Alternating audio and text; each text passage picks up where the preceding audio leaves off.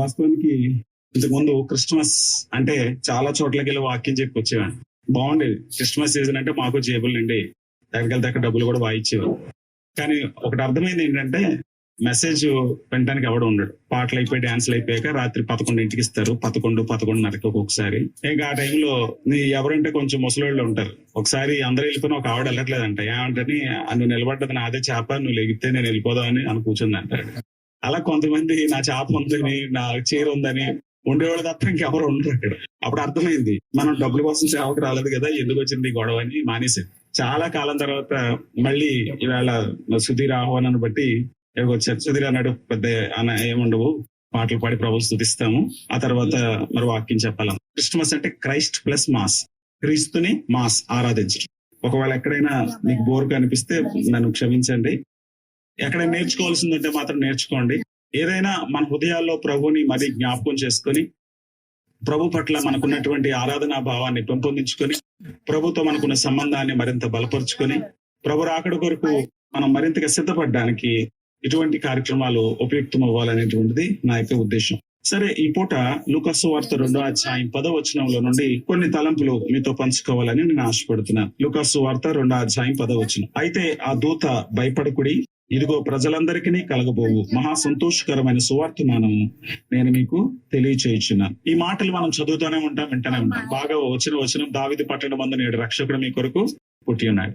మనం చాలా ఇళ్ల మీద స్టిక్కర్స్ చూస్తూ ఉంటాం. మీ కొరకు రక్షకుడు పుట్టి ఉన్నాడు అనే మాటలాగా ఆ స్టిక్కర్స్ కూడా మనం గుమ్మాలకు అంటించుకోవడం మనం చూస్తూ ఉంటాం. కొన్నిసార్లు ఈ క్రైస్తవ్యంతో పరిచయం లేని వాళ్ళు కన్ఫ్యూజన్ వస్తుంది. ఏ రోజైనా క్రిస్మస్ సీజన్ మొదలైన దగ్గర నుంచి క్రీస్తు నేడు పుట్టాను అసలు ఏ రోజు పుట్టాడు ఆయన అని పెద్ద సమస్య వస్తుంది. తర్వాత ప్రతి క్రిస్మస్ లో కూడా క్రీస్తు నేడు పుట్టాను హల్లెలూయా చెప్పిస్తూ ఉంటాం. ఇవన్నీ విన్నటువంటి ఒక సామాన్యమైన వ్యక్తికి అసలు ఆయన ఎప్పుడు పుట్టాడు, ఏ రోజున పుట్టాడనే కన్ఫ్యూజన్ వస్తుంది. దాన్ని బట్టే కాస్త క్రైస్తవ్యంతో కానీ బైబిల్ చరిత్రతో కానీ సంబంధం లేని వాళ్ళు యేసుక్రీస్తు ఏ రోజున పుట్టాడో చెప్పండి, మేము దేవుడు నమ్ముకుంటాం అంటే వీళ్ళకి కనీసం ప్రపంచ చరిత్ర కూడా తెలియదు. ఇవాళ మనం వాడుతున్న క్యాలెండర్ అప్పుడు లేదు, అప్పుడు వాడిన క్యాలెండర్ ఇప్పుడు లేదు. కాలమానాలు లెక్కలు అన్ని మారిపోయాయి. 2000 సంవత్సరాలు అయిపోయింది. కాబట్టి ఇప్పటి లెక్కల్లో అప్పటి దినాన్ని లెక్క పెట్టడం కొంచెం ఇబ్బందికరం. కరెక్ట్ గా వాటిని సూచించడం కొంచెం కష్టం కనుక 25 నుండి 30 మధ్యలో ఏదైనా రోజు అయి ఉండొచ్చు అనే ఒక ఆలోచనకి చాలా మంది పండితులు వచ్చారు. ఎక్కువ మంది 25కి అభిప్రాయానికి ఏకీభవించారు కనుక 25ని చేసుకుంటారు. కానీ వాస్తవానికి యేసుక్రీస్తు ఎప్పుడు పుట్టాడో ఎవరికి తెలియదని కాదు. ఖచ్చితమైన లెక్కలు ఉన్నాయి, ఖచ్చితమైన ఆధారాలు, ఖచ్చితమైన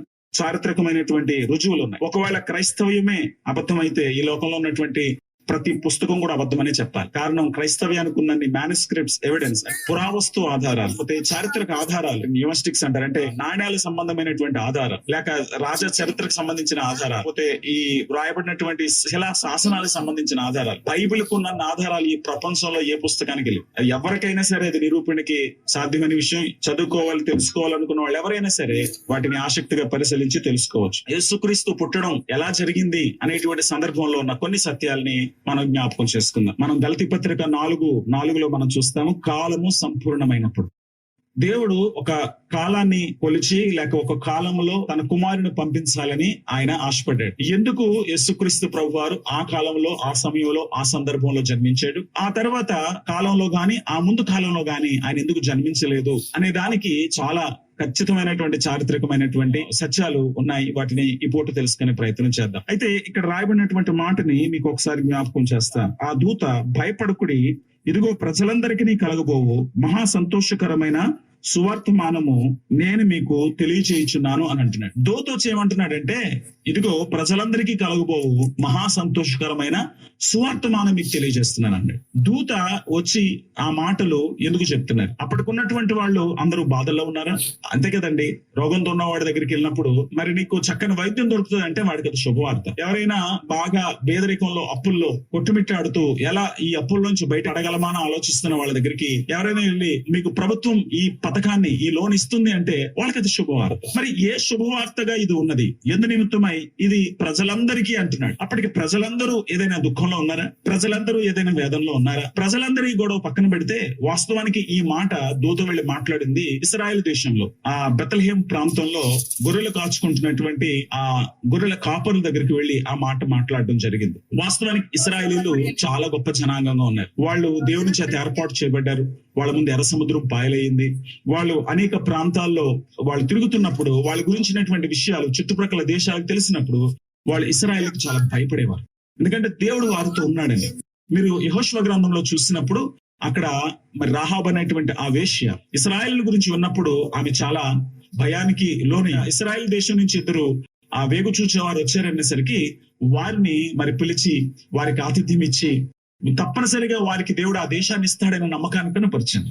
కాబట్టి ఆ రోజున ఇశ్రాయేల్ గురించినటువంటి ఖ్యాతి నలుదిశలా వ్యాపించడం వలన ఇశ్రాయేలుకి చాలా చక్కని పేరు ప్రఖ్యాతులు వచ్చాయి. వారు దేవుని ప్రజలని, వారు దేవుని గ్రంథం కలిగిన ప్రజలని ఒక పేరు వచ్చింది. వాస్తవానికి ఒక ప్రవక్త అంటే ఈ క్రీస్తు తర్వాత పుట్టిన 600 సంవత్సరాల తర్వాత పుట్టిన ఒక ప్రవక్త కూడా ఈ యూదులను ఉద్దేశించి మాట్లాడుతూ తన పుస్తకంలో రాసుకుంటూ ఏమంటాడంటే వాళ్ళ పుస్తకం కలిగిన ప్రజలు అని రాస్తారు.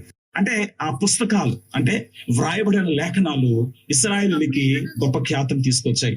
ఎందుకంటే దేవుడు బైబిల్ గ్రంథంలో చెప్పబడిన దేవుడు భవిష్యత్తును ముందే చెప్పేవాడు. ఆయన యెషయా గ్రంథం 43 అధ్యాయాలు అంటాడు, నా వలే ఎవరైనా భవిష్యత్తుని చెప్పగలిగారా, నా వలే ఎవరైనా జరగబో కార్యాలు ముందే ఎవరైనా చెప్పారు, నా వంటి దేవుడు ఎవడైనా ఉన్నాడా అనే ఛాలెంజ్, సవాలు ఆయన విసరడం చూస్తూ ఉంటాం. కాబట్టి దేవుడు ఆ ముందుగా చెప్పే ఆ తత్వం ఆయనకుంది కనుక తన ప్రవక్తల నోట మొట్టమొదటి నుండి అంటే ఆదాము కాలం దగ్గర నుండి కూడా, ఆనాడు ఆదాము పాపం వలన దేవుని సన్నిధిలో నుంచి వెళ్ళగొట్టబడి ఆ తర్వాత మరి చనిపోయేటువంటి ఆ దౌర్భాగ్యతను సంపాదించుకొని ప్రసవేదనతో బిడ్డలకనే పరిస్థితి స్త్రీ సంపాదించుకొని మానవుడు దేవుడికి దూరమైన క్షణంలోనే దేవుడు భవిష్యత్తులో జరగబోతున్న ఒక అద్భుతం గురించి, ఎలా దేవుడు లోకాన్ని ప్రేమిస్తున్నాడో ఆ ప్రేమ ద్వారా ఎలా ఆ నాశనం అయిపోతున్న మనిషిని విమోచించాలనుకుంటున్నాడో ఆ సువార్తను అప్పుడే ఆదాముకు చెప్పినట్టుగా మనం దేవుని వాక్యంలో మనం చూస్తూ ఉంటాం. ఆ తర్వాత కాలంలో దేవుడు అబ్రహాం కూడా అదే విషయం చెప్పాడు. కానీ అబ్రహాముకు గాని ఆదాముకు గాని ఇది యేసుక్రీస్తుని గురించిన విషయం అని వాళ్ళకి అంత పూర్తిగా తెలియదు. కానీ అవి వ్రాయబడుతూ వచ్చాయి కనుక ఆ వ్రాయబడినటువంటి లేఖనాలను బట్టి ఇవన్నీ యేసుక్రీస్తు పుట్టుకను సూచిస్తున్నాయని యేసుక్రీస్తు ప్రభు వారు పుట్టిన తర్వాత ఆ లేఖనాలను సరి చూసుకుంటున్న వారికి చాలా మందికి ఆశ్చర్యం అనిపించింది. యూదులు చాలా సంవత్సరాలుగా వాళ్ళు ఎన్నో సమస్యలు అనుభవిస్తూ వచ్చారు. బహుశా దావీదు కాలంలోనే వాళ్ళు సువర్ణ పరిపాలన చూస్తుండొచ్చు. ఆ తర్వాత అంటే ఒక విధంగా దావీదు కాలం అనడం కంటే కూడా సొలొమోను కాలంలో వాళ్ళు యుద్ధాలు లేనటువంటి కాలాన్ని చూశారు. తర్వాత కాలంలో వాళ్ళు ఎన్నో ఒడిదొడుకులు చూశారు. సొలొమోను కాలంలో మాత్రమే వాళ్ళు ప్రశాంతతను చూశారు. కాబట్టి అప్పటి నుండి వాళ్ళకు కళ ఉంది, మనం ఒక ప్రశాంతతను చూడాలి. ఇన్ఫాక్ట్ ఇప్పుడు కూడా ఇశ్రాయేల్ దేశంలో సమాధానం లేదు. వాళ్ళు చాలా సంవత్సరాలుగా పాలస్తీనీల దాడికి గురవుతూనే ఉన్నారు. అంతకుముందు మరి హిట్లర్ కాలంలో వాళ్ళందరూ ఓచుకోతకు గురయ్యారు. అప్పటి నుండి వాళ్ళకు దేశం ఉండాలనుకున్నప్పుడు వాళ్ళకు ఒక దేశం ఇచ్చినట్టు ఇచ్చారు, కానీ ఆ దేశంలో వాళ్ళు ఉండేటువంటి అవకాశం లేకుండా వాళ్ళని ప్రపంచ మ్యాప్ లోంచి తుడి చేసేటువంటి ప్రయత్నం చేస్తున్నారు. కాబట్టి ఈ ఇశ్రాయేలు అప్పటికే వాళ్ళు ఎన్నో యుద్ధాలు చూశారు. ఐగుప్తు దేశంలో వాళ్ళు బానిసత్వం అనుభవించారు. ఆ తర్వాత మరి యూదా రాజులు ఎవరు కూడా మరి దేవునితో సరైనటువంటి సఖ్యతలో జీవించకపోవడం వల్ల, దేవుని భయం కోల్పోవడం వల్ల ఆ రాజ్యం 2 ముక్కలైపోయింది. ఆ 2 ముక్కలైపోయినటువంటి రాజ్యంలో కూడా వాళ్ళు విగ్రహారాధికులై లేక వాళ్ళ దేవుని వాళ్ళు విడిచిపెట్టడం వల్ల, వాళ్ళ దేవుడు వాళ్ళని విడిచిపెట్టేయడం వల్ల వాళ్ళు బబులోను దేశానికి, అష్షూరు దేశానికి వాళ్ళు చెరగా వెళ్ళిపోవాల్సి వచ్చింది. ఈ బబులోనీయుల చెరలో 70 సంవత్సరాలు వాళ్ళు ఉంటున్నప్పుడు అప్పుడు కూడా దేవుడు మాట్లాడుతూనే వచ్చాడు. ఇర్మియా గ్రంథంలో మీరు 32 అధ్యాయంలో చూడొచ్చు. దేవుడు మాట్లాడుతూనే వచ్చాడు, నేను మిమ్మల్ని విమోచిస్తాను, నేను మీకు విడుదలనిస్తాను, మీకు మంచి రాజ్యాన్ని ఇస్తాను, ఒక సువర్ణ పరిపాలన ఇస్తానంటే వీళ్ళకి ఒక తీరని కలగా ఉంది. మనం ఒక చక్కని రాజ్యంగా ఏర్పడతాం, ఇంకా యుద్ధాలు లేనటువంటి ఒక రాజ్య పరిపాలన అనుభవిస్తాం, సుభిక్షంగా క్షేమంగా ప్రపంచానికి మనం గొప్ప మోడల్ గా నిలబడతాం, అనేకులకి దీవెనకరంగా మనం ఉంటాం, మనం శాపాస్పదం అయిపోయాం, శాపగ్రస్తులం అయిపోయాం, మన దేవుడు దీవిస్తాడని ఆ రోజు కొరకు వాళ్ళు ఎదురు చూస్తున్నారు. కాబట్టి వాళ్ళు ప్రవచనాలను బట్టి ఒక మెస్సియా కొరకు అంటే వాళ్ళ పక్షంగా పోరాటం చేసి శత్రువులను ఓడించి వాళ్ళ దేశాన్ని శిఖరాగ్రహాన్ని నిలబెట్టి వాళ్ళకి చక్కని రాజ్య పరిపాలన అందించే రాజు కోసం ఎదురు చూస్తున్నారు. ఆ రోజు కోసం ఎదురు చూస్తున్నారు. ఆ ప్రవచనాలు కూడా అలాగే ఉన్నాయి. కాబట్టి ఇవన్నీ చదువుతున్న వాళ్ళు లేఖనాల్ని నమ్ముతారు గనక వాళ్ళు ఎదురు చూస్తూ వచ్చారు. అయితే ఆ రోజున రానే వచ్చింది. కాలము సంపూర్ణమైనప్పుడు దేవుడు ఏ కాలములో పుడతాడని, మెస్సియా పుడతాడని చెప్పాడో అదే రోజున ఆయన తన కుమారుడైన యేసుక్రీస్తుని లోకంలోను పంపించాడు. కానీ ఆయన పంపించినప్పుడు వాళ్ళు అనుకున్న విధంగా ఆయన పుట్టుక జరగలేదు. ఆయన ఒక రాజకోటలో పుట్టలేదు, కానీ ఒక మారుమూల ప్రదేశంలో లేక బెత్లెహేమ్ అనేటువంటి ప్రాంతంలో ఆ చిన్న గ్రామంలో ఆ జనాసంఖ్య రాయించుకోవడానికి వచ్చిన అనేక జనాల మధ్యలో మరియమ్మ గారు ఒక సాదా మహిళగా ఒక నివాస స్థానాన్ని వెతుక్కుంటూ మరి ఎక్కడ అవకాశం లేదు గనక ఆమె పుట్టినటువంటి బిడ్డను పట్టుకుని పశువుల తొట్టిలో పడుండబెట్టి అక్కడ ఉండాల్సినటువంటి పరిస్థితి ఏర్పడింది. ఈ మాటకి ఒక చిన్న ఆలోచన మీకు చెప్పాలి. సిఎస్ లూయిస్ అని ఆయన అంటాడు, ప్రపంచం పట్టలేనటువంటి ఓ గొప్ప విషయం, ప్రపంచం అంతటికంటే గొప్పది పశువుల తొట్టులోనికి వచ్చింది అని అన్నాడు. అదేంటో మనందరికీ తెలుసు. మహాకాశములు పట్టజాలిన దేవుడు, సమీపింపురాని తేజస్సు మధ్యలో వసించేటువంటి దైవతనయుడు ఆయన పశువుల తొట్టులో పడుకోవడానికి ఇష్టపడ్డాడు. నరునిగా ఆయన ఈ లోకంలోనికి వచ్చాడు, నరావతారిగా ఆయన ఈ లోకంలోనికి వచ్చాడు. ఆ శుభ సందేశాన్ని ఈ దూతలు అక్కడ ఉన్నటువంటి గొర్రెల కాపరులకు అందిస్తున్నాయి. ఎందుకు ఈ విషయాన్ని గొర్రెల కాపరులకు దూతలు అందిస్తున్నాయి? ఈ విషయం మీరు అనేక చోట్ల వినుండొచ్చు, మీకు మళ్ళీ జ్ఞాపకం చేస్తున్నానంతే. ఆ రోజున ఆ గొర్రెల కాపరులు ఎవరు అంటే, వాళ్ళు బెత్లెహేం అంటే అది యెరూషలేముకి చాలా దగ్గర ఉండే ప్రాంతం. వాళ్ళు గొర్రెలను కాస్తున్నారు. ఎందుకు? వీళ్ళు మామూలు గొర్రెల కాపరులు కాదు, వీళ్ళు ప్రతిష్ఠితమైన గొర్రెల్ని. అంటే ఇశ్రాయేల్ దేశంలో వాళ్ళు ఏ పాపం చేసినా దేవునికి బలివ్వాల్సినటువంటి అగత్యాన్ని కలిగి ఉన్నారు. ఇప్పటికీ మన వాళ్ళు అన్ని ప్రార్థనలు చేస్తున్నారు. వాళ్ళైతే గొర్రెల్ని, మేకల్ని, మత్సలేనివి, ఎటువంటి జబ్బు లేనివి, చాలా పవిత్రమైన వాటిని దేవునికి ఇవ్వాలి గనక ఇటువంటి పశువులను చాలా జాగ్రత్తగా, క్రాసింగ్ అవ్వకుండా, వాటికి ఎటువంటి డిసీజెస్ రాకుండా చాలా పటిష్టంగా అనుక్షణం కనురెప్పలా వాటిని కాపాడుతూ పెంచే వాళ్ళు ఉన్నారు. వీళ్ళు ఎంతో వెక్స్ అయిపోతున్నారు. ఎందుకంటే ఈ పాప పరిహారం అనేది ఒకసారి ముగిసిపోయే అధ్యాయం కాదు.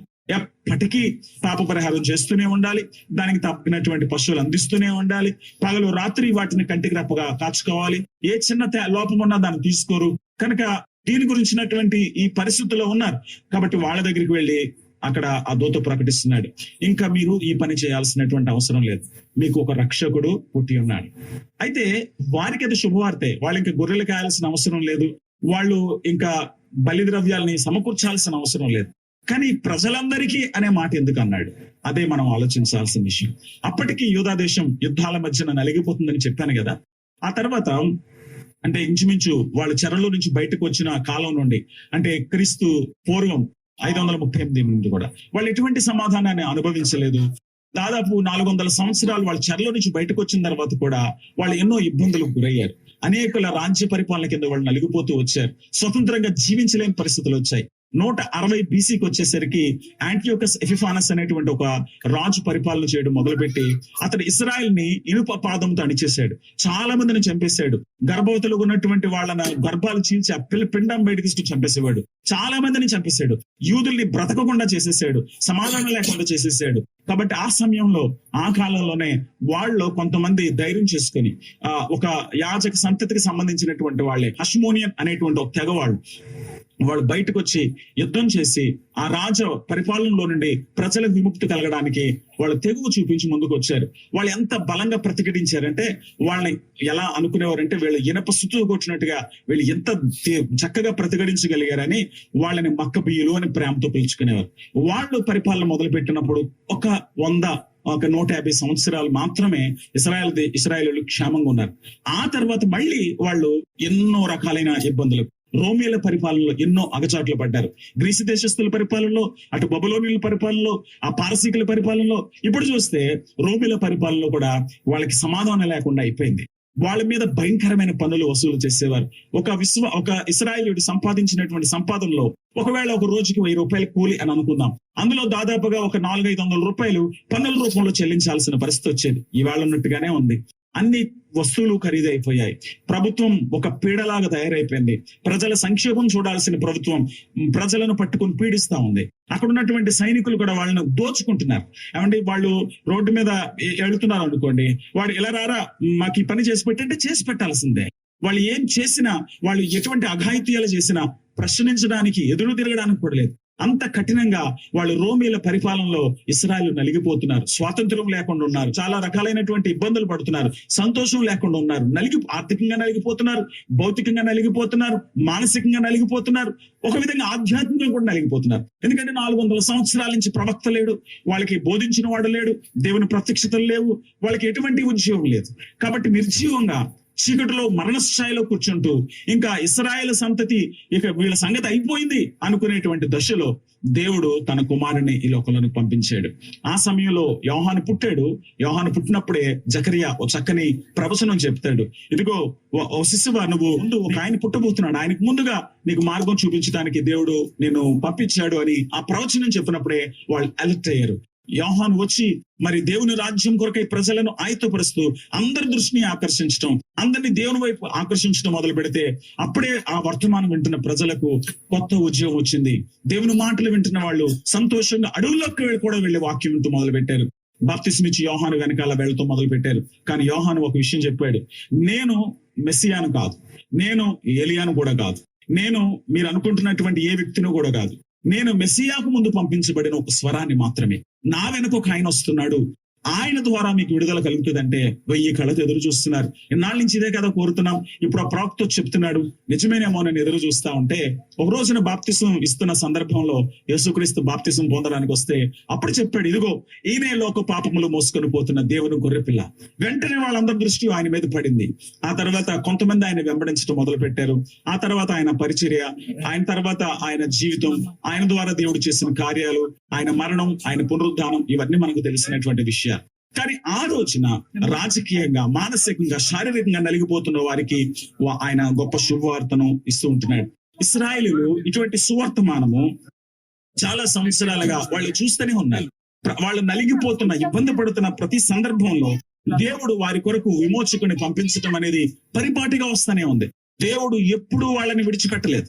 దేవుడు ఎప్పుడు వాళ్ళని విడిచిపెట్టలేదు. 420 సంవత్సరాలు ఐగుప్తు దేశంలో నలిగిపోతుంది. మోషేకు ప్రత్యక్షం అవుతున్నాడు హోరేవు కొండ పైన. మోషేతో దేవుడు మాట్లాడుతున్నాడు, ఇదిగో నేను ఈ ప్రజలను విమోచించడానికి నేను పంపించబోతున్నాను. నువ్వెవరయ్యా అంటే, నేను అబ్రహాము, ఇస్సాకు, యాకోబుల దేవుడును. అబ్రహాము దేవుడు, ఇస్సాకు దేవుడు, యాకోబు దేవుడు అంటే మనకు అర్థం కాకపోవచ్చు. ఎందుకంటే మన పురాణాల్లో, మన చరిత్రలో ఈ పేర్లు ఎప్పుడు వినలేదు. కానీ సగటు ఇశ్రాయేలుడికి వాళ్ళు ఎవరో తెలుసు. దేవుడు వాళ్ళకి ఏం వాగ్దానాలు ఇచ్చాడో వారికి తెలుసు. దేవుడు వారితో ఏం మాట్లాడుతున్నాడో వారికి తెలుసు. దేవుడు యాకోబుతో మాట్లాడాడు, అబ్రహాముతో మాట్లాడాడు, మీ ద్వారా మరి ఈ ప్రపంచాన్ని ఆశీర్వదిస్తానని. ఇస్సాకుతో మాట్లాడాడు, యాకోబుతో కూడా మాట్లాడాడు. ఆ రోజున ఇశ్రాయేలుతో మాట్లాడిన దేవుడు ఆయన ఇశ్రాయేలుకు మాత్రమే దేవుడు కాదు. అందుకే అక్కడ దూత వచ్చి అంటున్నాడు, ఇదిగో ప్రజలందరికీ కలగబోవు మహా సంతోషకరమైన సువార్త. ఇది ప్రజలందరికీ. ఒక్క ఇశ్రాయేలుకి అయి ఉంటే మనం ఇప్పుడు ఆ దేవుడితో మనకు పని ఏంటి? ఈవేళ దేవుణ్ణి ఒక ప్రాంతానికి లిమిట్ చేశారు. దేవుడు ఒక కులానికి దేవుడిని చేసి పడేశారు, ఒక ప్రాంతానికి దేవుడిని చేసి పడేశారు. కానీ వాస్తవానికి దేవుడు ఒక ప్రాంతానికి, ఒక కులానికి అయితే వాడు దేవుడు కానీ కాదు. దేవుడు అనేవాడు సర్వలోకానికి దేవుడై ఉండాలి, సర్వ ప్రపంచానికి దేవుడై ఉండాలి, సర్వ సృష్టికర్త అయి ఉండాలి, సర్వ సృష్టికర్త అయి ఉండాలి. బైబిల్ 4 లక్షణాల గురించి మాట్లాడుతుంది దేవుడి గురించి. దేవుడు సర్వశక్తిమంతుడై ఉండాలి, దేవుడు అన్నిటినీ చేయగలగాలి, అంతేగాని కొన్ని చేయగలిగి కొన్ని చేయలేని పరిస్థితుల్లో ఉండకూడదు. దేవుడు సర్వశక్తిమంతుడై ఉండాలి, దేవుడు సర్వజ్ఞాని అయి ఉండాలి, ఆయనకి అన్ని తెలుసు ఉండాలి. దేవుడు సర్వవ్యాప్తి అయి ఉండాలి, సర్వాంతర్యామి కాదు, అన్నిటిలోనూ ఉండే దేవుడు కాదు. రాయిలో ఉన్నాడంటే ఇప్పుడు కూర్చున్న మట్టి మీద ఉన్నాడు అనుకుని మనం లెగిసి ఎక్కడికి వెళ్ళాలి, అది కాదు. అన్ని ప్రదేశాలలో ఉండగలిగిన వాడు. కాబట్టి యేసు ప్రభు వారి మాటలు మనం చూస్తాం మత్తయి సువార్త 18వ అధ్యాయంలో. ఎక్కడ 2-3 నా నామం పేరిట ఏకీభవిస్తారో వారి మధ్యన ఉంటానని సెలవిచ్చాడు. కాబట్టి ఎందుకు మనం ఆరాధన చేస్తామంటే, మనకు తెలుసు మనం ఎక్కడ కలిసి ప్రభుని ఆరాధిస్తామో అక్కడ ప్రభు సన్నిధి ఉంటుంది, ఆయన ఆత్మ ఉంటాడు కనుక దేవుని సన్నిధి అక్కడ ఉంటుందని, యేసుక్రీస్తు ప్రసన్నత అక్కడ ఉంటుందని మనం భావించి ప్రభుని స్తుతిస్తాం. కాబట్టి మన దేవుడు, మనం పూజించేటువంటి దేవుడు సర్వ వ్యాప్తి అయినటువంటి దేవుడు, అలాగే మార్పు లేనటువంటి వాడు. మలాకి 3:6 చెప్తాడు, నేను మార్పు లేని వాడని. మన దేవుడికి వయసు అయిపోదు, ఆయనకి పిల్లలు పుట్టరు, ఈయన వయసు అయిపోయిన తర్వాత వాళ్ళ పిల్లలు రాజ్యంలోకి రారు, ఆ తర్వాత వాళ్ళ ముసలోళ్ళు అయిపోరు, ఆ తర్వాత ఇంకొకరు రారు. లేదు, ఆయన కాలానికి అతీతుడు, కాలాలకు అతీతుడుగా సర్వలోకాన్ని సృజించిన వాడిగా ఆకాశం అందున్నటువంటి దేవుణ్ణి బైబిల్ గ్రంథం బోధిస్తుంది. ఒక ప్రాంతానికి, ఒక ప్రదేశానికి, ఒక రూపానికి, ఒక చోటకి నిమిత్తమైపోయేటువంటి దేవుని గురించి బైబిల్ చెప్పటం లేదు. ఒక చోటకి నిమిత్తమైపోయిన దేవుడైతే ఇప్పుడు మనకి ఎక్కడైనా కాపుదలు కావాలంటే ఆ దేవుడిని మనం కార్లు వేసుకుని వెళ్ళాలి, లేకపోతే మనకు కాపాడి వాడు ఎవడు ఉంటాడు? ఇశ్రాయేలు కూడా అలాగే అనుకున్నారు. యెషయా గ్రంథం 46వ అధ్యాయంలో వాళ్ళు చెరలోనికి వెళ్ళిపోతున్నప్పుడు వాళ్ళు బొమ్మలు పట్టుకెళ్తున్నారు. ఆ బొమ్మలు ఎలా ఉన్నాయంటే, ఇప్పుడు ఎవడు హోదాకు తగ్గట్టుగా వాడు పెట్టుకుంటాడు కదా, చిన్న చిన్న బొమ్మలు కాదు, కొంతమంది చాలా పెద్ద బొమ్మలు పెట్టుకున్నారు.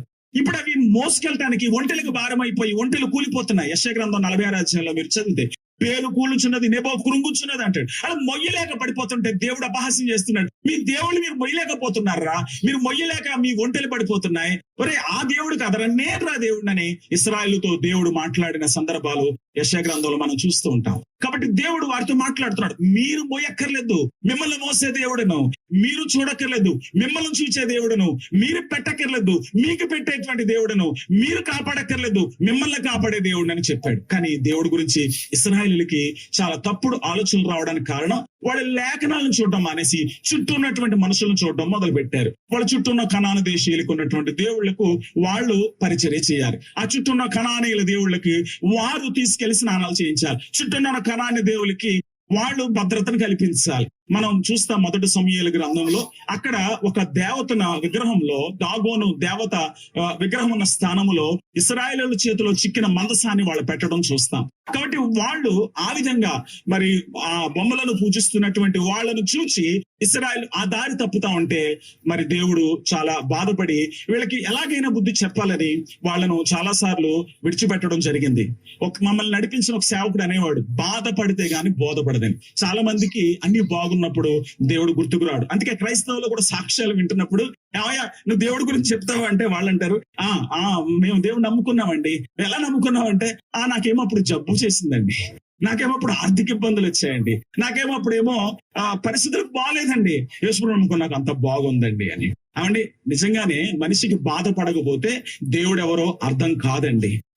బాధలు రానంత వరకు కూడా మనం అందరినీ స్నేహితులు అనుకుంటాం. బాధలు వచ్చినప్పుడే అసలైన వాడు కనపడతాడు. అప్పుడు దాకా ఉన్న వాళ్ళందరూ మాయమైపోతారు. అండి 1989 1989 సంవత్సరం డిసెంబర్ 20వ తారీఖున మా నాన్నగారు చనిపోయారు.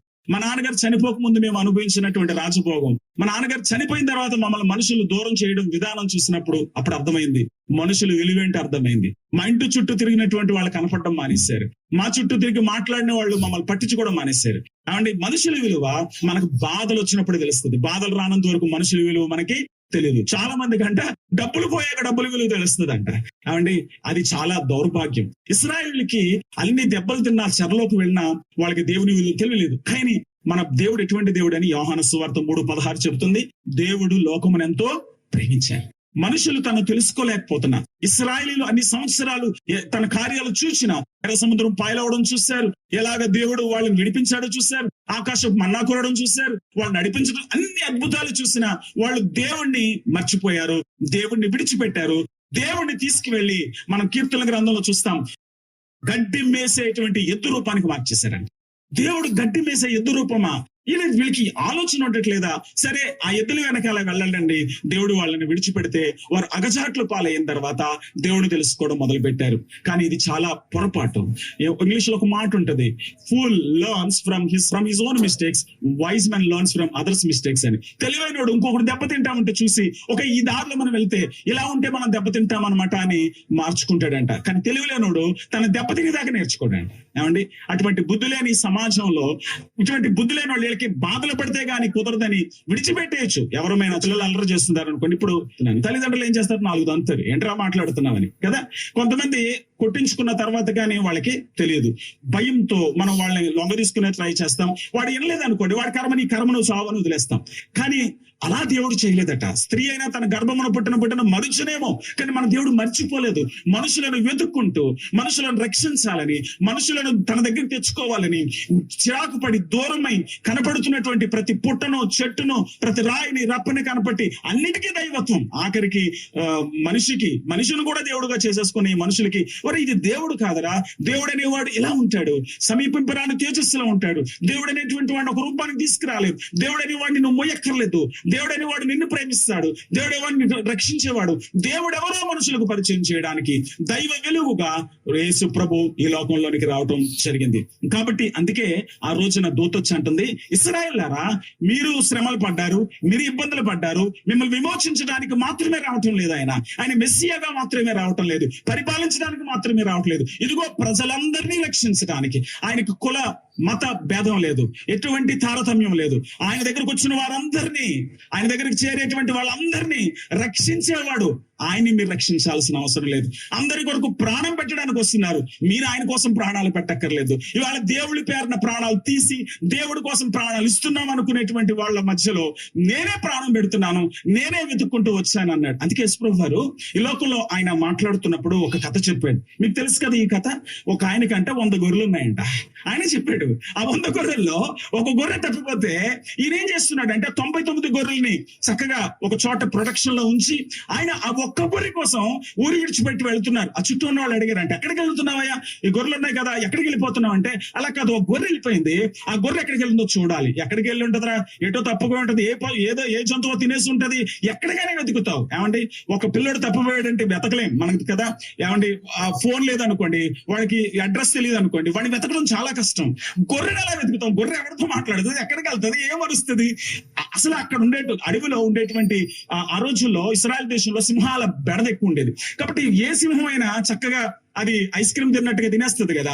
కానీ ఇతను వెతుక్కుంటూ వెళుతున్నాడు. ఎక్కడో కొండపేటల్లో ముళ్ళ కంచెల మధ్యలో ఆ గొర్రె ఉంటే దాన్ని చూశాడంట. అబ్బా, నా గొర్రె నాకు దొరికిందని దాన్ని భుజాల మీద వేసుకొని గొంతలు వేసుకుంటూ ఇంటికి వచ్చి అందరిని పిలిచి, రండిరా, నా గొర్రె నాకు దొరికిందిరా అంటే అందరూ వచ్చారు. ఏం జరిగిందంటే, నా గొర్రె నాకు దొరికిందిరా, రండిరా అని అందరికి విందు చేయడం మొదలు పెట్టాడంట. ఇది చెప్పి యేసుప్రభువు అన్నాడు తెలుసా, నశించిపోతున్న ఒక్క పాప విషయంలో కూడా పరలోకంలో ఇటువంటి సంతోషం కలుగునని చెప్పాడు. హల్లెలూయా. దేవుడు ఆ విధంగా నశించిన దాన్ని వెతికి రక్షించడానికి, నశించిపోతున్న మానవుడిని తమ మానాన తమ మార్గాన్ని పోతూ తమకు నచ్చినటువంటిగా అంటే జీవిస్తూ, ఇవాళ ఏ పిల్లోడిని అయినా, అరే నువ్వు ఎందుకు వెళ్ళటం లేదంటే వాడు మాట్లాడ్డు కానీ వాళ్ళ ఫ్రెండ్స్ గా అడిగాడు అనుకోండి, నా ఇష్టం, మా అమ్మకేం తెలుసు అంటాడు. ఇవాళ పిల్లల ఇష్టం చేయకపోతే పిల్లలు ఎవరో తల్లిదండ్రుల మాట వినే పరిస్థితి లేదు. ఇవాళ జనరేషన్ ఎలా మారిపోయిందంటే పిల్లలు ఎలా చెప్తే అలా తల్లిదండ్రులు వినాలి, లేకపోతే ఇక అసలు వాళ్ళు బ్రతకనివారు అనమాట, పేచి పెడతారు. కానీ పిల్లలు ఎలా వెళ్ళిపోతున్నారో వాళ్ళని ఆధారంలో వెళ్ళనిస్తే వాళ్ళు నాశనం అయిపోతారు. వాళ్ళని సంస్కరించాల్సిన బాధ్యత తల్లిదండ్రులకు ఉంది కదా. కానీ కొన్నిసార్లు వాళ్ళని సరైన దారిలోకి తెచ్చేటప్పుడు ఎన్నో ఇబ్బందులకు, ఎన్నో సమస్యలకు గురవలసి వస్తుంది. కానీ మనలను తన మార్గంలో తెచ్చుకోవడానికి, తమకు నచ్చినట్టుగా తమ మార్గంలోకి వెళ్ళిపోయినటువంటి ప్రజల కొరకు దినమంతా చేతులు చాపుకుంటూ ఎదురు చూస్తున్న ఒక వ్యక్తిలా దేవుడు చూస్తూ ఈ మనుషులను విడిచిపెట్టుకోలేక ఈ మనుషులను రక్షించడానికి ఈ మానవ లోకంలోనికి వచ్చి మానవుల వెనకాల ఆయన పడుతూ మొదలు పెట్టాడు. మానవులను రక్షించడం మొదలు పెట్టాడు. మానవులను సత్యదేవుని దగ్గర తీసుకురావడం మొదలు పెట్టాడు. మానవులకు సత్యం గురించిన జ్ఞానం ఇవ్వడం మొదలు పెట్టాడు. పరలోక సంగతులు మాట్లాడడం మొదలు పెట్టాడు. పైన విషయాలు మాట్లాడడం మొదలు పెట్టాడు. ఏ మతమైనా భూ సంబంధమైన విషయాలు మాట్లాడుతుంది. ఎలా ఆరోగ్యంగా ఉండాలి, ఎలా చక్కని ఎక్సర్సైజ్ చేయాలి, ఎలాగ సమాజంలో బాగుండాలి, కానీ పాపం నుంచి ఎలా విడిపించబడాలి, నీకు పవిత్రత ఎలా రావాలి, నువ్వు నిజమైన దేవునితో ఎలా సంబంధాన్ని కొనసాగించాలి, ఎలా పరిశుద్ధాత్మతో నింపబడాలి, ఎలా దేవునితో సఖ్యతలోనికి రావాలి, ఎలా పరలోక రాజ్యం కోసం సిద్ధపడాలి, ఈ లోకంలో ఎలా మనం దేవుని కొరకు జీవించాలి అనేది ఏ మతము చెప్పటం లేదు. కానీ యేసుక్రీస్తు ప్రభువారు మనకు బోధించడానికి ఆయన ఈ లోకంలోనికి వచ్చాడు. ఆ రోజున తన భవిష్యత్తు ఏంటో అని ఆలోచిస్తున్నటువంటి యాకోబుకి ఆయన భయపడవద్దని చెప్పిన దేవుడు ఇవాళ ప్రజలందరికీ భయపడకుండా ఉండడానికి తన కుమారుని పంపిస్తున్న సువార్తమానం ఆ దూత ద్వారా తెలియచేస్తున్నాడు. కొన్నిసార్లు ఇశ్రాయేలీయులు చాలా సార్లు శత్రువుల బెడదకు గురయ్యారు. న్యాయాధిపతుల గ్రంథం 6వ అధ్యాయం 23వ వచనంలో వాళ్ళ శత్రువుల బెడకు గురైనప్పుడు వాళ్ళకి అభయమిస్తూ ఆయన ఆ రోజున గిద్యోనుతో మాట్లాడుతున్నాడు. మీకు సమాధానం, నువ్వు భయపడవు, నువ్వు చావు అని దేవుడు మాట్లాడుతున్న మాట మనం చూస్తాం. దేవుడు మనకు అభయంగా ఉంటే ఏ శత్రువుల మధ్యలోనైనా, ఏ రకమైనటువంటి సంఘర్షణల మధ్యలోనైనా, ఏ రకమైన సమస్యల మధ్యలోనైనా మనం ధైర్యంగా మనం ముందుకు సాగొచ్చు. చూడండి, ఇప్పుడు అందరికి మొబైల్లో GPS ఉంది. పైనుంచి శాటిలైట్ మనకు మార్గనిర్దేశం చేస్తా ఉంటే తెలియని ప్రాంతంలో కూడా చక్కని దారిలో మనం ముందుకు వెళ్ళిపోగలుగుతున్నాం. ఈవేళ పరలోకం ముందు ఉన్నటువంటి దేవుడు మనల్ని గైడ్ చేయడానికి, మనల్ని ప్రొటెక్ట్ చేయడానికి, మనలను నడిపించడానికి, సన్మార్గంలో సత్య మార్గంలో నడిపించడానికి దేవుడు తన కుమారుని ఈ లోకంలోనికి పంపించినట్టుగా మనం చూస్తాం. ఎందుకంటే ఇది ప్రజలందరికీ కలగబోవు మహా సంతోషకరమైనటువంటి సువార్తమానం. దేవుడు సంతోషకరమైనటువంటి సువార్తమానం పంపిస్తున్నాడు. ఆ సువార్త ఎవరో తెలుసా? సువార్త అనేది ఒక మాట కాదు, సువార్త అనేది యేసుక్రీస్తు ప్రభువారు. యేసుక్రీస్తు ప్రభువే ఆ సువార్త. సువార్త అంటే యేసుక్రీస్తు ప్రభువారు. మనం ఆ మాట అపొస్తలుల కార్యం 8వ అధ్యాయం 12వ వచనంలో 35వ వచనంలో మనం చూస్తాం. ఆ యేసుక్రీస్తు గురించినటువంటి మాటను, దేవుని రాజ్యమును గుర్చి, యేసుక్రీస్తు నామమును గుర్చి ఫిలిప్పు మరి ప్రకటించడం మనం చూస్తాం. కాబట్టి యేసుక్రీస్తు గురించిందే సువార్త అంటే ఇంకా ఏమీ కాదండి. యేసు ప్రభు నేను వెతుక్కుంటూ దైవ కుమారుడు లోకంలోనికి వచ్చాడు. నువ్వు అనుమతిస్తే ఆయన నిన్ను రక్షిస్తాడు, నీ పాప నుండి విడిపిస్తాడు, నీకు తన ఆత్మనిస్తాడు. చెడిపోయిన ఈ లోకంలో, చీకటితో నిండిన లోకంలో, సమస్యలతో నిండిన లోకంలో తన ఆత్మ చేత నిన్ను సన్మార్గంలో నడిపించి తన రాజ్యంలోనికి నువ్వు చేరేటట్టుగా, తన పరలోకంలోనికి నువ్వు చేరేటట్టుగా నిన్ను రక్షించి విమోచించే దేవుడు అని చెప్పేదే ఆ సువార్త. ఈయన ఎవరు అని అంటే మనం చూస్తాము 1 తిమోతి 1:15 పాపులను రక్షించుటకు. మత్తయి సువార్త 1:1 కూడా మనం చూస్తాం. ఆయన పుట్టినప్పుడు ఒక ప్రవచనం నెరవేరింది. తన ప్రజలను వారి పాపముల నుండి ఆయనే రక్షించను. ఈయన యేసు రక్షకుడు. ఆయన నీకు భూమి తగాదాలు సెటిల్ చేయడానికి, ఈ యేసు రక్షకుడు నీ ఆస్తి తగాదాలు సెటిల్ చేయడానికి, ఈ యేసు రక్షకుడు నీకున్న క్యాన్సర్లు తగ్గించడానికి, ఈ యేసు రక్షకుడు నీ పేదరికం తొలగించడానికి, ఈ యేసు రక్షకుడు అందుకు రాలేదు, పాపుల రక్షకుడు. చాలా స్పెసిఫిక్ గా, చాలా సూటిగా బైబిల్ గ్రంథం చెప్తుంది. ఈయన పాపుల రక్షకుడు. డబ్బులు లేవనుకోండి, బిజినెస్ చేసో ఎవడు సాయం తీసుకున్న డబ్బులు సంపాదించవచ్చు. ఆత్మరక్షణ డబ్బులతో రాదు. ఏమండి, మనకి ఈ లోకంలో ఆకలిస్తుంది అనుకోండి, మనం కష్టపడి అన్నం సంపాదించుకోవచ్చు, లేదా మనకు కనబడే వస్తువులతో ఏదైనా తినొచ్చు. కానీ నీ ఆత్మకు రక్షణ కేవలం దేవుడు మాత్రమే ఇవ్వాలి. ఈ లోకంలో మిగతావన్నీ ఎలాగైనా దొరుకుతాయి. ఒకటే ఈ మనిషికి దొరకనది పాపకి రక్షణ, దేవునితో సంబంధం, ఆత్మకు రక్షణ దేవుడు మాత్రం ఇవ్వగలడు. ఈయన కేవలము క్రైస్తవుల కోసమో యూదుల కోసం రాలేదు. 1 యోహాను 4:14 చెప్తుంది, మరియు తండ్రి తన కుమారుని లోకరక్షకుడుగా ఉండటకు పంపియుండుట. ఈ లోకానికి రక్షకుడుగా ఉండడానికి, ప్రజలందరినీ రక్షించడానికి యేసు ప్రభు ఈ లోకంలోకి వచ్చాడు. కాబట్టి కుల మత భేదం లేకుండా, తరతం భేదం లేకుండా ఎవరైనా సరే ఈ మాటలు ఒకవేళ విన్న తర్వాత, యేసుక్రీస్తు ప్రభువా నువ్వు ఈ లోకానికి వచ్చిన రక్షకుడు, దైవ కుమారుడివి అని చెప్తున్నారు. ఇది నిజమైతే నా హృదయంలోనికి రా, ఇది నిజమైతే నా జీవితంలో ఈ కార్యం చెయ్యి అని గనక ప్రార్థన చేస్తే మీ జీవితంలో చాలా గొప్ప మార్పు కలుగుతుంది. నా దగ్గర ఒక వీడియో ఉంది, ఒక పెద్ద ఆయన బిజినెస్ లో చాలా పై స్థాయిలో ఉన్న వ్యక్తి. ఆయన ఒక రోజున సాక్ష్యం చెప్తున్నాడు. ఏం చెప్తున్నాడంటే, నేను ఎప్పుడు దేవుడిని నమ్మలేదు, ఎప్పుడు చర్చికి వెళ్ళలేదు, ఎప్పుడు దేవుడు అనే మాటే నేను నమ్మను. దేవుడు ఉన్నాడంటే నేను నమ్మను. అయితే అంతలా జీవిస్తున్నాను, బాగా డబ్బులు సంపాదించాను, బాగా ఆస్తులు సంపాదించాను, నాకు చక్కని భార్య కూడా ఉంది, నాకు ఆస్తి ఎక్కువైంది, నా తల్లిని నేను వదిలేశాను, మా తల్లితో నా మాట్లాడడం మానేశాను, నా తల్లి నేను 5 ఏళ్ళుగా మాట్లాడుకోలేదు. కానీ ఒక రోజు కారులో వెళుతున్నప్పుడు చాలా పెద్ద గొడవ జరిగింది నాకు, భార్యకి నాకు. ఏంటి జీవితం అనిపించింది, ఇంత డబ్బు ఎంత ఉన్నా ఏంటి నాకు మనశ్శాంతి లేదనిపించింది. ఒక క్షణం మా అమ్మ గుర్తొచ్చింది. మా అమ్మ నాతో మాట్లాడితే బాగుండు అని కాళ్ళు మూసుకొని అలాగే కారులో మొదలు పెట్టాడంట. దేవుడా నువ్వు ఉన్నావని నేను నమ్మటం లేదు, ఎవడో ఏదో చెప్తున్నాడు, ఇవన్నీ వింటనే ఉన్నాను. సరే ఈ సమయంలో నాకు నువ్వు కనుక ఉంటే మా అమ్మతో మాట్లాడించు, మా అమ్మతో మాట్లాడాలను నాకు అని చిన్న మాట మనసులో అనుకున్నాడు. అంతే. విత్ ఇన్ 30 సెకండ్లో అతను ఫోన్ వచ్చింది వాళ్ళ అమ్మ దగ్గర నుంచి.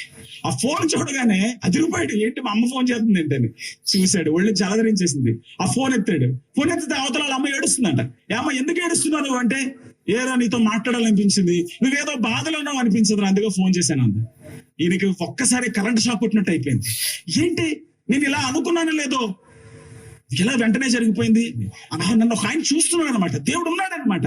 అరే ఇన్నాళ్ళు నేను ఈ విషయాన్ని ఎందుకు పట్టించుకోలేదు, వెంటనే 30 సెకండ్లో మా అమ్మ ఫోన్ చేసేసిందని వెంటనే విస్తుపోయి, అమ్మ బాబోయ్ నేను చాలా పొరపాటు చేశానని ఆయన వెంటనే ఆయన సాక్ష్యంలో చెప్తున్నాడు. నాకు అర్థమైంది ఆ రోజున దేవుడు ఉన్నాడని. ఆ రోజు నుంచి నా బిజినెస్ నేనేం చేస్తున్నా, నేను ఏ నిర్ణయాలు తీసుకుంటున్నా, నేను ఎక్కడ తిరుగుతున్నా, ఒక ఆయన చూస్తున్నాడు, ఒక ఆయన నన్ను పట్టించుకుంటున్నాడు, ఒక ఆయన నన్ను ప్రేమిస్తున్నాడు, ఒక ఆయన నన్ను జ్ఞాపకం చేసుకుంటున్నాడని నేను ఆయనకి అన్ని చెప్పి, ఆయన చూస్తున్నాడన్న ధైర్యంతో నేను బ్రతుకుతున్నాను. కాబట్టి ఆయన ఉన్నాడనే నా జీవితాన్ని జాగ్రత్తగా కాపాడుకుంటున్నాను. ఆయన లేడు అని కనుక ఎవడైనా అనుకుంటే వాడికంటే బుద్ధిహీనుడు లోకంలో లేడు అని అన్నాడు. I don't believe in God. Zero church, zero anything. I don't read the Bible, but I sit there, started praying 3 times a day. My prayer started like this: God, I don't believe in you. I think it's fake. I think it's for weak people. But if you're out there, I want to know something. My girl and I, we're in the car, we're having a big fight. She leaves. I said, God, I haven't spoken to my mom for 5 years, but if you exist, I would love to talk to my mom. 30 seconds later, I get a call from a block number. I don't want to answer the phone. And it's my mom crying. Why are you crying? She says, I got the feeling you were in pain. I hang up the phone. I sat in that car that night, chills all over my body. I'm like, oh my God, either this is ironic or this is real, but the level of coincidence is a little too real. I chose to believe it was God, and he has my back, and he's had my back from day one. That level of confidence I got from that moment that somebody was watching me and had my back is the reason why I am where I'm at today. I make my decisions purely knowing he has my back. And if you ask me what's one of my biggest fears, is losing his favor. Because to me, in life, when you get a person that has your back, you take that for granted, you're a fool. చూసారా, ఇవన్నీ అతని అనుభవం ద్వారా వచ్చాయి. కల్లారా నువ్వు చూసావయ్యా అంటే ఎవరు చెప్పలేడు. కల్లారా ఎవరు చూశాడు దేవుణ్ణి? ఇక్కడ మీరు చూసారా అని నన్ను అడిగితే నేను కూడా చూడలేదు. కానీ మా అనుభవంలో యేసు ప్రభుని ఎప్పుడైతే మా హృదయంలోకి పిలిచామో, ఏ రోజు యేసు ప్రభుతో మా సంబంధం మొదలు పెట్టామో, ఆనాడు ఆ దూత ద్వారా చెప్పబడిన ఆ మాట మా జీవితంలో నెరవేరడం మొదలు పెట్టింది. ఈ ప్రజలందరికీ కలగబోతున్నటువంటి ఆ సంతోషం మా జీవితాల్లో నిజమైంది. Experienced Jesus. మేము యేసును అనుభవించాం, మేము యేసుతో జీవించడం మొదలు పెట్టాం. ఆయన ఎలా ఉంటాడో మాకు తెలియదు, ఆయన ఎప్పుడు మేము చూడలేదు. ఆయన మాట్లాడా ఏమో కొన్నిసార్లు అనిపించింది మాట్లాడినట్టు, కానీ ఒకటి మాకు అర్థమవుతుంది, మమ్మల్ని చూస్తున్నాడు, మమ్మల్ని నడిపిస్తున్నాడు, మా సమస్యలు తీరుస్తున్నాడు, మాకు జవాబిస్తున్నాడు, మమ్మల్ని గైడ్ చేస్తున్నాడు. అంత మాత్రమే కాదు, మా పాపాలు కూడా క్షమించాడు. ఎలా తెలిసింది అంటారా? ఎన్నో రోజుల నుంచి మేము ఎంత మనశ్శాంతి లేకుండా బ్రతికామో, ఏ విషయాల గురించి మేము సమాధానం లేకుండా ఉన్నామో, ఆ విషయాలు ఆయనకి ప్రార్థన చేసినప్పుడు మరుక్షణం నుంచి వాటి గురించిన ఆందోళన లేకుండా పోయింది. ఏదో తెలియని ధైర్యం, ఎవరో ఉన్నారనేటువంటి ఒక స్పృహ, దేవుడు మమ్మల్ని రక్షిస్తాడనే ఒక ధైర్యం కలిగింది. ఇదిగో దేవుడు ఈ మార్పు మాలో తీసుకొచ్చాడు. కనుక మేము ఏం చేస్తున్నామంటే ఆయన గురించి ఇంకా నేర్చుకోవడానికి ఈ దేవుని దివ్య వాక్యం చదువుతున్నాం. ఈ వాక్యం ద్వారా ఆయన గురించి ఇంకా తెలుసుకొని, ఆయనతో మాట్లాడుతూ, ఆయనతో మన జీవితాన్ని కొనసాగించుకుంటూ, ఇదిగో నేను ఒక 30 ఏళ్లుగా దేవుని సేవలో ఉన్నాను. ఇలా మేమంతా కూడా దేవుని పనిలో కొనసాగుతున్నాం. అయితే ఈ సంతోషం మా వరకే ఉండకూడదు. ఈ సంతోషం అనేక మందికి పంచాలి, ఈ అనుభవాన్ని అనేక మందికి పంచాలి, అనేక మందిని ఆ రక్షకుని దగ్గరికి చేర్చాలని ఇలా అనేక ప్రాంతాలకు వెళ్ళి దేవుని గురించి ప్రకటిస్తున్నాం. ఒకవేళ ఆయన మీరు ఎక్స్పీరియన్స్ చేయకపోతే మీరు ఆయన నమ్ముకోవాల్సిన అవసరం లేదు, ఆయన వెనకాల రావాల్సిన అవసరం కూడా లేదు. ఇది కత్తి పట్టుకొని నమ్ముతావా, మా మతంలో రాకపోతే మిమ్మల్ని చంపేస్తాం అనేది కాదు. నువ్వు ఆయన తెలుసుకుంటే నీకు జీవితానికి ఒక విమోచన, ఒక విడుదల, ఒక సమాధానం, ఒక సంతోషం. ఇది ఏ సువార్త అని బైబిల్ చెప్తుందంటే, లూకా ఇక్కడ సువార్తమానం అని రాశాడు కదా, ఇతనికి సువార్త అనే మాట అంటే చాలా ఇష్టం అనిపిస్తుంది. ఎందుకంటే లూకా సువార్తలో 8 సార్లు, అపోస్తల కార్యంలో దాదాపు 15 సార్లు ఇదే పదాన్ని మాటి మాటికి ప్రయోగిస్తూ ఉంటాడు. అయితే లూకా సువార్త 4:18లో ఇది బీదులకు సువార్త అని రాశారు. అంటే సమాజంలో అణగారిన ప్రజలకు చెయ్యందించే ఇమ్మానుయేలుడు వచ్చాడనే వార్త. నీకు ఇమ్మానుయేలుతో, ఆ దేవునితో సహవాసం దొరికితే నిజంగా నీకు సంతోషకరమైనటువంటి వార్త ఏది? ఆయనతో నీకు సహవాసం దొరుకుతుంది. నువ్వు ఎక్కడికి వెళ్ళక్కర్లే, నువ్వు ఎక్కడికి పరిగెత్తక్కర్లే, ఏ వ్రతాలు చేయక్కర్లేదు. మనసు పూర్తిగా పిలిస్తే చాలు, ఆయన నీ జీవితంలోనికి వస్తాడు. రెండవది, ఇది దేవుడు రాజ్య సువార్త.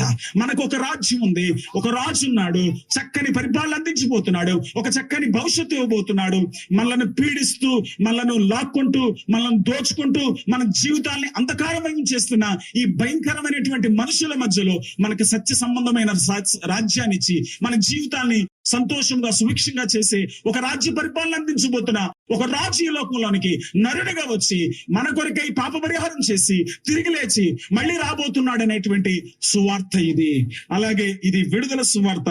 లూకా సువార్త 7:22 ప్రకారం ఇది అనేకులకు విడుదలనిచ్చిన సువార్త. ఈ సువార్త ప్రకటించిన ప్రతి చోట ఆయన దగ్గరకు వచ్చినటువంటి వాళ్ళు అపవాది క్రియల నుంచి విడుదల చేయబడ్డారు, పాపం నుంచి విడుదల చేయబడ్డారు, చీకటి నుంచి విడుదల చేయబడ్డారు. వారి జీవితాల్లో గొప్ప సంతోష సమాధానాన్ని అనుభవించారు. అపోస్తలుల కార్యములు 20:24 అయితే దేవుని కృపా సువార్త అన్నాడు. ఇది దేవుని కృపను గురించిన వార్త. తీతు పత్రికలు అంటాడు, దేవుని కృప ప్రత్యక్షమై, దేవుని కృప మనుషుల కోసం వచ్చాడు. కృప అనే మాటకు అర్థం అనర్హుణ్ణి అర్హునిగా చేయడం. ఏ మతంలో కూడా ఇది లేదు. ప్రతి మతంలో దేవుని సాక్షాత్కారం కావాలంటే వాళ్ళు ఎన్నో శ్రమలు, ఎన్నో కష్టాలు, ఎంతో ఇచ్చుకోవాలి, ఎన్నో వ్రతాలు చేయాలి. ఇక్కడ అవసరం లేదు. నేను పాపిని ప్రభువా, నన్ను నీ బిడ్డగా చేసుకో ప్రభువా, నాకు నీ రాజ్యం ప్రభువా, నాకు మనశ్శాంతి ప్రభువా, నాకు ఆత్మరక్షణ ప్రభువా అని పేరు చెప్పక్కర్లేదు. వాళ్ళ మనస్ఫూర్తిగా దేవుడు తో మాట్లాడడానికి ప్రార్థన చేస్తే చాలు ఆయన వారి హృదయాల్లో కార్యం చేయడం మొదలు పెడతాడు. అందుకే అంటాడు, ఇది ప్రజలందరికీ కలగబోవు మహా సంతోషకరమైన సువార్తమానం. ఈ సువార్త మీకు అర్థమైందా? ఈ సువార్తలో ఉన్న వ్యక్తి యేసుక్రీస్తు గురించి మీరు ఎప్పుడైనా విన్నారా? ఒకవేళ వినుంటే ఆయనతో మీ సంబంధం ఎలా ఉన్నది? యేసుక్రీస్తు వారమని చెప్పుకున్న వాళ్ళకే యేసు ప్రభు ఎవరో తెలియదు. ఆయన ఉన్నాడనేటువంటి జీవితమే వాళ్ళు కనపడదు. అందుకే ఇవాళ మనం మన చుట్టూ ఉన్నటువంటి వాళ్ళు క్రైస్తవులను చూసి విసిగిపోతున్నారు. మొదటి శతాబ్దంలో టెర్టులియన్ అనే ఒక చరిత్రకారుడు అక్కడ ఉన్నటువంటి తన వాళ్ళకి ఉత్తరం రాస్తూ అంటాడు, ఒరే ఈ క్రైస్తవులను చూసారా, ఒరే వీళ్ళు ఎంత కలిసి ఉంటారా, ఎంత కలిసి ఉంటారు, ఎంత చక్కగా ఒకరితో ఒకరు ప్రేమను పంచుకుంటారు, అరే వీళ్ళు అవసరమైతే ఒకరి గురించి ఒకరు చచ్చిపోతారా అని వాళ్ళు రాశారు. ఎందుకు రాశారు తెలుసా? అపోస్తలుల కార్యము 2వ అధ్యాయం 45వ వచనంలో మీరు చూసినప్పుడు, ఆ రోజున యేసుక్రీస్తును నమ్ముకున్న వాళ్ళందరూ కూడా తమ చరస్థ రాస్తులు నమ్మి వాళ్ళు కలిసి జీవించడం మొదలు పెట్టారు. ఈవేళ ఒక తల్లి కడుపును పుట్టిన వాళ్ళే కలిసి ఉండలేని పరిస్థితులు వచ్చాయి. కానీ ఆ రోజున వాళ్ళు ఎంతో చక్కగా వాళ్ళు కలిసి ఉంటూ, వాళ్ళు కలిసి పంచుకుంటూ, వాళ్ళు సమిష్టిగా ఉంటున్నప్పుడు ఆ ఐక్యత చూసినటువంటి ఆ పట్టణానికి, ఆ ప్రాంత ప్రజలకు ఆశ్చర్యం వేసింది. అరే ఎలా సాధ్యం అవుతుంది? కులం, మతం, వర్గం అనేటువంటి తేడా లేకుండా ఒకే కుటుంబంలా కలుసుకుంటూ కలిసి ఒకరు చచ్చిపోయేంత ప్రేమ వీళ్ళలో ఉన్నదే అని వాళ్ళు చూసి వాళ్ళంతా కూడా ఆ క్రైస్తవ సమాజాన్ని చూసి ఆశ్చర్యపోతున్నారు. ఆ రోజుల్లో వాళ్ళు కలుస్తున్న సంఘాలకి, ఇవాళ మన క్రీస్తు సంఘం, రకరకాల మా చర్చ్ పేరు ఇమ్మానుయేల్ సంఘం, ఓ చోట బేతస్తా, ఏవో పేర్లు పెట్టుకుంటున్నాం. కానీ ఆ రోజుల్లో సంఘానికి ఉన్న పేరు ఏంటో తెలుసా? అగాపే అనే పేరు పెట్టుకున్నారు. ఎందుకంటే అగాపే అనే పేరుకు అర్థం దేవుని ప్రేమ అని. ఎందుకంటే గ్రీకు భాషలో ప్రేమకు ఒక 4 పదాలు ఉన్నాయి. అవన్నీ నేను చెప్పను అనుకోండి. నిస్వార్థమైన ప్రేమకు సంకేతంగా ఉన్న పదాన్ని వాళ్ళు సంఘానికి పెట్టుకున్నారు. వాళ్ళు కలిసి వాళ్ళు ఏకమనస్కులై జీవిస్తున్నప్పుడు ఆ పట్టణం అంతా సంతోషంతో నింపబడింది. చూడండి, అపోస్తలుల కార్యము 2వ అధ్యాయం 46వ వచనం, వారు ఏకమనస్కులై ప్రతిదినము దేవాలయములో తప్పక కూడుకొనుచు ఇంటింటా రొట్టె విరుచుచు దేవుని స్తుతించుచు ప్రజలందరి వలన దయ పొందారు. క్రైస్తవులు సరిగ్గా జీవిస్తే చుట్టూన్నటువంటి వాళ్ళకి నువ్వు చెప్పక్కర్లేదు, వాళ్ళే ఆ సంతోషంలో పాలుభాగస్తులు అవుతారు. కానీ ఇవాళ ఏమైపోయిందంటే, యేసు ప్రభు బిడ్డలమని ఓదరగొడతాం, ప్రసంగాలు చేస్తాం, మన కుటుంబంలో సమాధానం ఉండదు, మన ఇంటిలో సమాధానం ఉండదు, మన పనుల్లో సమాధానం ఉండదు. మనం చూసినప్పుడు అనుకుంటున్నారు మనకి వాళ్ళకి జస్ట్ బొమ్మ తేడా అంతే, బ్రతుకులు సేమ్ టు సేమ్ అనుకుంటున్నారు కనుక మరి యేసు ప్రభు దగ్గరికి రాలేకపోతున్నారు. కానీ మాలాంటి కొంతమందిని చూసే పరిస్థితి ఇవాళ లోకంలో చాలా కష్టంగా అనిపిస్తుంది. ఎందుకంటే మరి ఎక్కువగా బెడ్లు ఉన్నాయనుకోండి, అందులో బియ్యం గింజ ఏరడం చాలా కష్టం. ఎక్కువ బియ్యం ఉన్నాయనుకోండి, అందులో బెడ్డలు ఏరడం చాలా ఈజీగానే ఉంటది. మనం దేవుని కొరకు నిలబడగలిగితే, దేవుని కొరకు ప్రకాశించగలిగితే, దేవుని కొరకు పరిమళించగలిగితే, యేసుప్రభు వారు అన్నారు, మీరు లోకానికి వెలుగు. ఆయన వెలుగు నీ జీవితంలో ఉందా? నువ్వు ఖచ్చితంగా ప్రకాశిస్తావే. ఆయన అన్నాడు, మీరు లోకానికి ఉప్పు. యేసుప్రభు మీ జీవితంలో ఉన్నాడా? అయితే మీ బ్రతుకు వల్ల అందరూ సారం పొందుతారే. యేసుప్రభు అన్నాడు, యేసుప్రభు వారు మనల్ని పరిమళంగా చేశాడని ఎఫెసీ పత్రిక 5:1 చెప్తుంది. మరి యేసుప్రభు సువాసన మనలో నుంచి గుబాళించట్లేదంటే, యేసుప్రభు వెలుగు బయటకు రావట్లేదంటే, యేసుప్రభు సారం ఈ లోకంలోకి వెళ్ళట్లేదంటే, ఒకవేళ మనకి ఇంకా నిజంగా దేవుడు తెలియలేదేమో, యేసుప్రభు పేరు చెప్పుకుంటున్నాం తప్ప ఆయనతో వ్యక్తిగత సంబంధం లేదేమో. ఒకవేళ అలా ఉంటే మన జీవితాలు అనేకులకు ఆశీర్వాదకరంగా ఉంటాయి. అక్కడ చూస్తున్నాము, ప్రజలందరి వలన దయ పొందారు. ఏమండి, క్రైస్తవుల జీవితాల్లో ఉన్న సంతోషం అనేకులకు ఈర్ష్య పుట్టిస్తుంది. ఈ సంతోషం ఎలాగొస్తుంది? ఆ రోజుల్లో రోమ చక్రవర్తి నీరో ఈ క్రైస్తవుల సంతోషాన్ని హరించాలని వాళ్ళు పట్టుకొని కర్ల కట్టి తారుపోసి తగలబెడుతున్నాడు. వాళ్ళు ఏడవట్లేదు, వాళ్ళు నవ్వుతున్నారు, పాటలు పాడుకుంటూ చచ్చిపోతున్నారు. వాళ్ళని తీసుకెళ్లి సింహాల ముందు పాడేశారు, వాళ్ళు నవ్వుతున్నారు, వాళ్ళు ఆరాధిస్తూ చచ్చిపోతున్నారు. ఈ నీరో ఒకసారి అన్నాడంట, ఈ క్రైస్తవులకి బాధ ఉండదా? ఈ క్రైస్తవులు చావుకు భయపడరా? అతనికి అర్థం కాలేదు ఎందుకు వీళ్ళకి ఇటువంటి సంతోషం. యేసు ప్రభు నీ జీవితంలోకి వస్తే తెలుస్తుంది, ఇది లోకం ఇవ్వలేని సంతోషం, డబ్బు ఇవ్వలేని సంతోషం, మనుషులు ఇవ్వలేని సంతోషం, రకమైనటువంటి సుఖభోగాలు ఇవ్వలేని సంతోషం. ఇది అంతరంగంలో నుంచి ఉపికే ఆ సంతోషం. నన్ను దేవుడు చూస్తున్నాడు, నాకు దేవుడు ఉన్నాడు, నన్ను ఆయన నడిపిస్తున్నాడు, నా భవిష్యత్తుకు భరోసా ఇస్తున్నాడు, నాకు ఆయన ఉన్నాడు అనేటువంటి ఆ సంతోషం మీకుందా? లేకపోతే యేసు ప్రభుతో వ్యక్తిగత సంబంధంలోనికి రండి. ఒకవేళ యేసు ప్రభు తెలియదా? అయితే ఈవేళ ఆయన హృదయంలోకి ఆహ్వానించండి. అప్పుడు ఆ రోజున చెప్పిన మాట ఈవేళ మన జీవితాల్లో ఖచ్చితంగా అది నెరవేరి తిరుగుతుంది. దేవుడు ఎటువంటి కృప మనకు, ఈ ఊరికి, ఈ వాక్యమైన వారికి అనుగ్రహించిన గాక. ప్రార్థన చేద్దాం. దయగల తండ్రి, ఆ రోజున మా కొరకు రక్షకుని లోకంలో పంపించారు. ఆయన వచ్చారు, మా కొరకు జీవించారు, మా పాప పరిహారం చేశారు, మరణించారు, తిరిగి లేచారు. ఇప్పుడు ఆయన మళ్ళీ రాబోతున్నారు. ప్రభా ఈ మాటలే మేము అందరికీ చెప్తున్నాం. కానీ ప్రియ తండ్రి, ఎవరైతే నిజంగా ఈ మాటలు తెలుసుకొని ఒకవేళ ట్రై చేద్దాం, ప్రయత్నిస్తామని యేసు ప్రభుని గనక చేర్చుకోవడానికి ఇష్టపడుతున్నట్లయితే, పిలుస్తున్నట్లయితే, వారు ఈ రాత్రి నుంచే అద్భుతమైన విడుదల, సంతోష సమాధానాలు అనుభవిస్తూ ప్రభా క్రిస్మస్ సంతోషాన్ని వాళ్ళ హృదయాల్లో కలిగి ఉండే భాగ్యం దయచే. ప్రభా నీ సంతోష సమాధానాలతో ఈ లోకంలో వెలసిల్లటానికి కృప దయచేయమని ప్రార్థిస్తున్నారు. ప్రభా తండ్రి, అనేకులు నిజమైన దేవునితో సంబంధంలోనికి వచ్చి నిత్య జీవపు అనుభవంలోనికి వచ్చి వారి జీవితాలు సుఖ సంతోషాలతో వర్ధిల్లడానికి ఈ క్రిస్మస్ సంతోషం అందరికీ కూడా మరి ఆపాదించబడటానికి సహాయం చేయమని మాకు ఇచ్చిన సమయంకి వందనాలు చెల్లిస్తూ ప్రభువైన యేసు నామములో స్తుతించి ప్రార్థించి వేడుచున్నాం తండ్రి. ఆమేన్.